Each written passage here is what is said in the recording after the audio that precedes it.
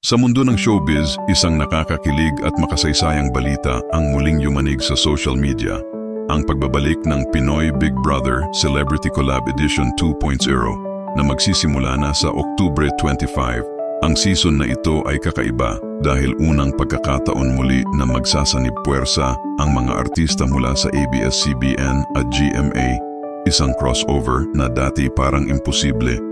Pero ngayon ay nagiging realidad sa harap ng sambayanang Pilipino. Sa bagong edisyong ito, makikita natin ang mga paboritong bituin mula sa dalawang malalaking network na magsasama-sama sa loob ng bahay ni Kuya. Maghaharap sa mga task, challenge at emosyonal na tagpo na tiyak na magpapaiyak, magpapatawa at magpapakilig sa lahat ng manonood. Ayon sa mga producer, layunin ng bagong season na ipakita ang unity at collaboration sa industriya ng entertainment sa halip na kompetisyon. Isa raw itong simbolo ng bagong yugto ng pagkakaisa sa media, isang PBB na hindi lang para sa fame, kundi para sa pagkakaibigan at pag-unlad. Kabilang sa mga usap-usapang celebrity housemates ay mga kilalang aktor, singers at social media stars mula sa magkabilang istasyon.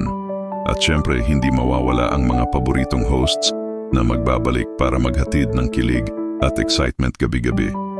Habang papalapit ang premiere night, trending na agad sa X, dating Twitter, ang hashtag Yamanasyong PBB Celeb Collab 2. Patunay na sabik ang mga Pilipino sa bagong kabanata ng teleserye ng totoong buhay.